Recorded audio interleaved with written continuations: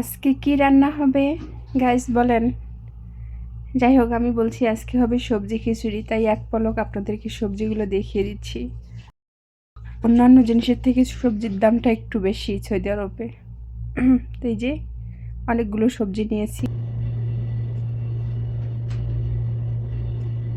আসসালামু আলাইকুম গাইস, আশা করছি সবাই ভালো আছেন। আপনাদের দয়া আমিও ভালো আছি। নতুন আরেকটা ভিডিও নিয়ে চলে আসলাম।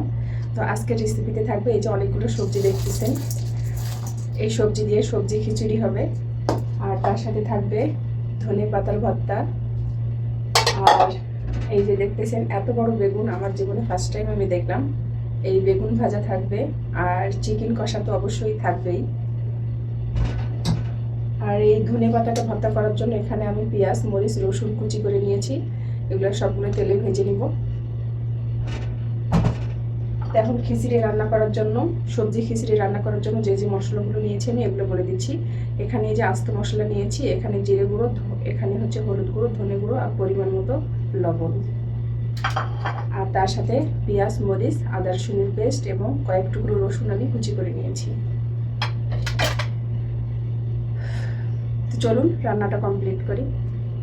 এই যে দেখতেই পাচ্ছেন সব সবজি চাল আমি ধুয়ে পাতিলে দিয়ে দিয়েছি। এখন পরিমাণ মতো তেল দিয়ে দিব। তেল দিয়ে দিলাম।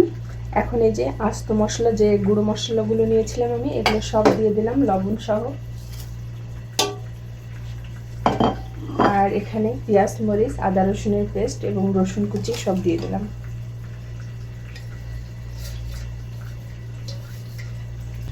সব পেঁয়াজ মরিচ সবগুলো দিয়ে এখন ভালো করে এটাকে মাখাতে হবে। এটা যত বেশি মাখাতে পারবেন তত বেশি এই সবজি খিচুড়ির স্বাদ হবে। আর এই যে অপর সাইডের চুলায় আমি পেঁয়াজ, মরিচ এবং রসুন ভাজতেছি ধনিয়া পাতা ভর্তা করার জন্য। তো এই যে গাইস দেখেন ভালো করে আমি মাখিয়ে নিয়েছি। এখন আমি পরিমাণ মতো পানি দিয়ে দিব। বিসমিল্লাহ। পরিমাণ মতো পানি দিয়ে দিয়েছি, এখন আমি ঢেকে দিলাম। এখন পানিটাও কমে যাবে, আমার চালটাও সিদ্ধ হবে আর সবজিটাও হয়ে যাবে আর খিচুড়িও কমপ্লিট। তো সবজি খিচুড়ি ঢাকনা খুলে খুলে একটু নেড়ে দিতে হবে, নয়তো নিচে লেগে যাবে। এই জন্য আমি ঢাকনা খুলে খুলে মাঝখানে নেড়ে নেড়ে দিচ্ছিলাম।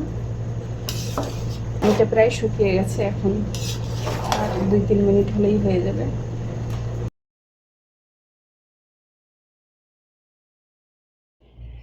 তো আলহামদুলিল্লাহ গাইস, আমার সবজি খিচুড়িটা রান্না করা কমপ্লিট। এই যে দেখেন, ওহ কত লোভনীয় তাই না। এদিকে এই যে আলুর ভর্তা করেছি, এদিকে ধনিয়া পাতা ভর্তা, এদিকে এই যে বেগুন ভাজা।